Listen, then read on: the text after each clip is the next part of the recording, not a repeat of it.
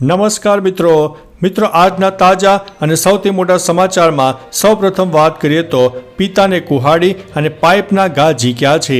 ગઢડા તાલુકાના કેરાડા ગામે કળિયુગી પુત્રોએ તેમના પિતાને ઢોર માર માર્યાની ઘટના સામે આવી છે। જમીન વાવવાની ના પાડતા પહેલા ઉગ્ર બોલાચાલી થયા બાદ ઉશ્કેરાયેલા કળિયુગી પુત્રોએ પિતાને કુહાડી અને પાઇપના ઘા ઝીકીને જાનથી મારી નાખવાની ધમકી આપી હતી। આ મારામારીના બનાવમાં ઈજા પામેલા આધેડને સારવાર માટે બોટાદની સબીહા હોસ્પિટલમાં ખસેડવામાં આવ્યા હતા। આ અંગે પોલીસે ગુનો દાખલ કરીને વધુ તપાસ હાથ ધરી છે। મિત્રો, અન્ય મહત્વના સમાચારની વાત કરીએ તો પાણીપુરીની 54 લારીઓ બંધ કરાઈ છે। ચોમાસાની ઋતુ ચાલી રહી છે ત્યારે વડોદરા શહેરમાં કોલેરાના કેસો સામે આવતા પાલિકાનું આરોગ્ય વિભાગ એક્શન મોડમાં આવી ગયું છે, જેમાં ગઈકાલથી શરૂ કરેલી ચેકિંગમાં પણ યથાવત રાખવામાં આવ્યું હતું। વડોદરા મ્યુનિસિપલ કોર્પોરેશનની આરોગ્ય વિભાગ દ્વારા પાણીપુરી વિક્રેતાઓ અન્ય ખાણીપીણીની લારીઓ પર સપાટો બોલાવવામાં આવ્યો હતો, જેમાં 54 જેટલી પકોડીઓની લારી બંધ કરાવીને 220 કિલો બટાકા સહિતનો મસાલાનો નાશ કરાયો છે। મિત્રો, અન્ય મહત્વના સમાચારની વાત કરીએ તો 12 દિવસ બાદ દીકરાનો મૃતદેહ વતન આવશે। સુરતના પાટીદાર યુવકનું કેનેડામાં મૃત્યુ થયું છે। મોતના 12 દિવસ બાદ તેનો મૃતદેહ વતન પરત આવશે। ઉલ્લેખનીય છે કે મિત્રો સાથે કેનેડા ડેની ઉજવણી કરતા સમયે સુરતનો જસ પટેલ નામનો યુવક નદીમાં ડૂબ્યો હતો। યુવકના મૃતદેહને ભારત પરત લાવવા કેનેડામાં વિદ્યાર્થીઓએ ક્રાઉડ ફંડિંગ મદદ લીધી હતી। મૃતદેહ હવાઈ માર્ગે અમદાવાદ લાવવામાં આવશે। મિત્રો, અન્ય મહત્વના સમાચારની વાત કરીએ તો 25 જૂને બંધારણ હત્યા દિવસ ઉજવવામાં આવશે। કેન્દ્ર સરકારે એક મોટો નિર્ણય લેતા 25 જૂનને બંધારણના હત્યા દિવસ તરીકે ઉજવવામાં આવશે। આ અંગે સરકારે જાહેરનામું બહાર પાડ્યું છે। 25 જૂન 1975ના રોજ દેશમાં ઇમરજન્સી લાગુ કરવામાં આવી હતી અને તત્કાલીન વડાપ્રધાન ઇન્દિરા ગાંધીએ બીજા દિવસે 26 જૂને રેડિયો પર દેશની જનતાને આની જાણ કરી હતી।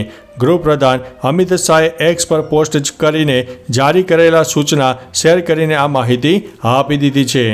મિત્રો, અન્ય મહત્વના સમાચારની વાત કરીએ તો સ્મૃતિ ઈરાની વિશે કોઈએ ખરાબ બોલવું નહીં તેવું રાહુલ ગાંધીએ કહ્યું છે। પૂર્વ કેન્દ્રીય મંત્રી અને બીજેપી નેતા સ્મૃતિ ઈરાનીએ અભદ્ર ટિપ્પણીકર્તાઓને ચેતવણી આપતા રાયબરેલીના સાંસદ રાહુલ ગાંધીએ કહ્યું છે કે તેઓએ આવું બિલકુલ ન કરવું જોઈએ। તેમણે કહ્યું છે કે જીવનમાં જીત અને હાર હોય છે, પરંતુ કોઈનું અપમાન કરવું એ શક્તિની નહીં પણ નબળાઈની નિશાની છે।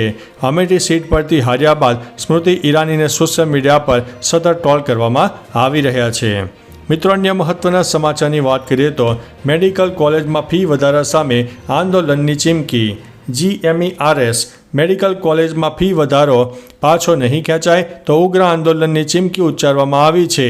ફીમાં 2 લાખનો વધારો કરીને 5.5 લાખ રૂપિયા ફી કરી દેવાઈ છે, જેથી વિદ્યાર્થીઓમાં ભારે રોષ ફાટી નીકળ્યો છે। અખિલ ભારતીય વિદ્યાર્થી પરિષદે ફી વધારા સામે વિરોધ નોંધાવવાના ભાગરૂપે રાજ્યભરની GMERS સંચાલિત મેડિકલ કોલેજોમાં આવેદનપત્ર આપ્યું છે। મિત્રો, અન્ય મહત્વના સમાચારની વાત કરીએ તો શંભુ બોર્ડર પર લગાવેલા બેરિકેડ્સ મામલે સુપ્રીમ કોર્ટે ખફા। સુપ્રીમ કોર્ટે શંભુ બોર્ડર પર લગાવેલા બેરિકેડ્સને હટાવવાનો નિર્દેશ આપતા હરિયાણા સરકારને ફટકાર લગાવી છે। મહત્વપૂર્ણ ટિપ્પણી કરતા કોર્ટે રાજ્ય સરકારને પૂછ્યું છે કે તમે હાઈવે કેવી રીતે બ્લોક કરી શકો। અમે કહી રહ્યા છીએ કે અંબાલા નજીક શંભુ બોર્ડર પર લગાવવામાં આવેલા બેરિકેડ્સ હટાવો। હાલમાં જ પંજાબ અને હરિયાણા હાઈકોર્ટે બેરિકેડ હટાવીને શંભુ બોર્ડર ખોલવાનો આદેશ આપ્યો હતો। મિત્રો, અન્ય મહત્વના સમાચારની વાત કરીએ તો સાપુતારાનો આહલાદક નજારો સામે આવ્યો છે। દક્ષિણ ગુજરાતમાં સારો એવો વરસાદ થઈ રહ્યો છે, જેથી પર્વતીય વિસ્તાર પર લીલોતરીની ચાદર પથરાઈ છે।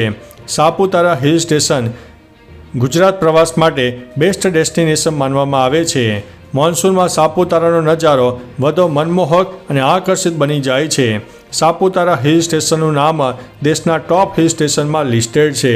ચોમાસામાં વરસાદ પડતા જ ધોધ સક્રિય થઈ ગયા છે।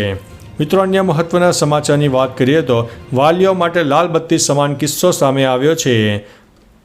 જેતપુરમાં બાળકીનું ટાંકામાં પડી જતાં મોત થયું છે. શ્રમિક પરિવારની 12 મહિનાની બાળકી રમતા રમતા પાણીના ટાંકામાં પડી જતાં મોત થયું છે. સમગ્ર ઘટનાને પગલે બાળકીને હોસ્પિટલમાં લઈ જવાતા ફરજ પરના ડોક્ટરે મૃત જાહેર કરી હતી. જેતપુર સિટી પોલીસ હોસ્પિટલ પહોંચીને વધુ તપાસ હાથ ધરી છે.